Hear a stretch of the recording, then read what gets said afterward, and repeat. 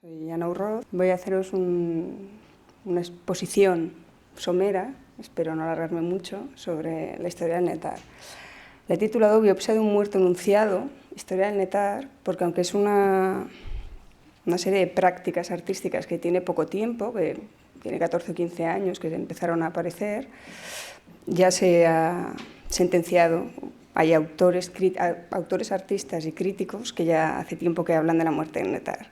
Entonces, a partir de esta premisa póstuma, quiero hacer un repaso a las características, a lo definitorio del netar y intentar ver hasta qué punto tienen sentido estas afirmaciones o si el netar todavía tiene posibilidades y está vivo. Entonces, empezaré por la definición del netar. Netar, literalmente, bueno, es un término en inglés y las palabras son arte y red, pero no quiere decir arte en la red. Justamente lo que caracteriza al netar es que es arte de redes, es decir, que necesita de las características comunicacionales de la red, de las posibilidades que ofrece y de un conjunto de actividades que se realizan desde que se hizo pública la red, que hacen que solo en la red tiene sentido ese tipo de obras. Digo que es importante el término porque es el término y porque a veces ha dado lugar a confusión o lo podéis ver escrito de otra manera.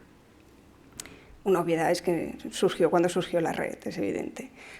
La red pública, digamos, porque desde los 70 que ya estaban interconectados ordenadores, en principio es aquello de que se inventó Internet, el Pentágono en Estados Unidos para interconectar ordenadores para un sistema de defensa. Es un descubrimiento y un avance tecnológico militar como casi todos. De ahí se pasó a interconectar centros de investigación científica, médica y universidades, y fue en el 89 es cuando Tim Berners-Lee, que es un investigador del CERN, del Centro de Investigación Nuclear Europea, es el que inventó, digamos, el HTML, que es el hipertexto, que es la posibilidad de enlazar textos uno con otro en estos ordenadores interconectados. Es a partir de aquí que podemos empezar a hablar de la red como la conocemos nosotros. De hecho, el World Wide Web surge de aquí, del año 89, con esta tecnología o este lenguaje informático que pone a disposición, además, pública, Tim Berners-Lee. No es casual que sea en el 89 y que sean buena parte de los primeros autores de netar y de las primeras manifestaciones que hubo al respecto son de países del este, del antiguo bloque soviético. Claro, más o menos todos hemos vivido esos años, con mayor o menor edad, pero claro, eran países que estaban aislados del mundo, sobre todo a nivel de información, a otros niveles también, pero en cambio tenían muy buena formación técnica y tecnológica. Claro, cuando se empiezan a interconectar primero las universidades de Estados Unidos, después las europeas y después todas, claro, coincide la aparición del HTML con la caída del muro de Berlín. Entonces los países del este, que eran gente que estaba metida sabía usar un ordenador, pues igual no estaba conectada con una universidad de Estados Unidos. Las universidades seguro que sí, pero la gente que los usaba pues igual no tenía tanto acceso. Cuando se hace público y cambia el sistema político de la zona, toda esta gente que sabía usar el ordenador de pronto se da cuenta que puede hablar con un señor que está en Oklahoma City y que está haciendo otras cosas, que está conectado con uno de Nueva York, que está a la vanguardia de no sé qué y empiezan a recibir información. Lo digo también porque saldrán nombres eslavos y rusos y porque de los primeros que empezaron a trabajar han sido los primeros que declararon la muerte del netar también, luego veremos por qué, son este tipo de gente. Formación de comunidades de artistas, es cierto.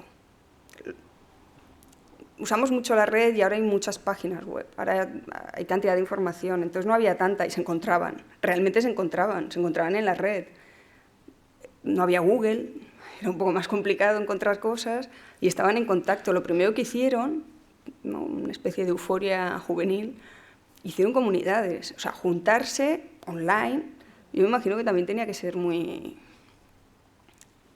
que no quiero hablar como en el bar, tenía que ser muy emocionante después de haber crecido en Eslovenia o en Moscú, de repente encontrarte que podías estar en contacto casi directo con gente de Estados Unidos, de Francia, de Japón.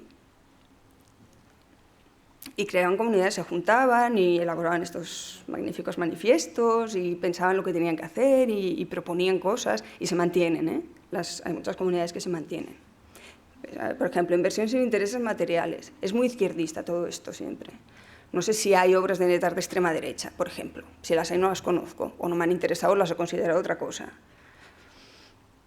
Dudo que la extrema derecha se sienta próximo al arte cuando hace lo que hace. Bueno, las páginas del Poderío Blanco, por ejemplo, pues supongo que entre ellos pues no. En cambio son las beligerantes contra el sistema y contra el capitalismo y demás, sí se incluyen y, bueno, buena parte de ellos participan en el mundo del arte, ¿no? Heath Bunting, que es uno de estos que hemos hablado, el que os he dicho que era británico, por ejemplo, es un señor, es un chaval hiperactivo, hace 1000 historias, luego si tenemos un momento os enseñaré su página personal, no da abasto, pero es que hace 1000 acciones, él hace acciones de un tinte, de un carácter bastante anarquista, las hace porque quiere, porque le apetece y porque le salen bien. Que además le llaman y le pagan por mostrarlas, por colgarlas o por hablar de él, pues muy bien. Pero es un señor que tú quedas con él y te viene con la gorra y el skate, es bastante mayor que yo, súper contento, pasa de todo y va haciendo cosas. Bastante anarquista y bastante haciendo experimentos, ¿no? Uno de los proyectos que hizo, por ejemplo, que ya tiene años, en una página web lo que hizo fue colgar los números de teléfono de las cabinas de teléfonos públicas que hay alrededor, no sé si era de Victoria Station o una estación de estas importantes, creo que de Londres, y si no de Bristol, bueno. Y proponía a cualquiera que encontrara la página que llamara a esos números y hablara con la gente que pasaba por allí. No estamos con la comunicación abierta y... Va, un poco de buen rollo, llamad, habláis, conocéis gente. No, son este tipo de cosas. Tiene otro proyecto que propone... representa que lo ha probado, ¿eh? Hay fotos, no sé hasta qué punto son verdad. Da recetas, mapas y ayudas cómo atravesar fronteras sin pasar por aduanas, por ejemplo. Hace este tipo de cosas. No es una cuestión de vocación artística que tenga él y que le parezca que así va a triunfar más, ¿no? Hace lo que le parece bien. Y el sistema del arte, que es su especialidad, pues se dedica a cooptar todo aquello que va quedando al margen, por si acaso que quede dentro, y lo controlamos. Le pagan de vez en cuando por ello y está muy contento, pero sigue haciendo lo que quiere. Historia de las imágenes en movimiento en código ASCII. Ahora la ves estas cosas ahora y dices, pues esto está muy desfasado, pero sigue teniendo, a nivel conceptual, sigue teniendo el mismo interés. Llegar a pensar, a ver, ¿cómo funciona la tecnología comunicacional? ¿Qué es lo que está en la base? ¿Qué es para intentar entender el sistema? Y todo esto sí que es desde un punto de vista del arte, en el sentido de que es ya la tradición, ¿no? Desde las vanguardias y todo el siglo XX, ¿no? Aquello de cuando empiezan a pintar blanco sobre blanco, y, ¿no? Pues Malevich o Kandinsky con el punto, la línea, lo que están haciendo es desgranar el lenguaje que están utilizando y que el propio lenguaje sea la obra. Y esto va un poco por ahí. Os decía lo de la mitología, bueno, porque tiene mitología todo el tema y porque el término es una anécdota que cuenta Alexei Shulgin en otro sitio de una cosa que le había pasado a Bukowski, que yo en el 98 me lo contaba Bukowski y te creías que te lo estaba diciendo en broma, que se reía. La anécdota es, os lo voy a enseñar pero da lo mismo, la anécdota es que en aquellos primeros tiempos de las telecomunicaciones y de los correos electrónicos le llegó un mensaje corrupto, que es verdad que pasaba, que no te llegaba todo bien.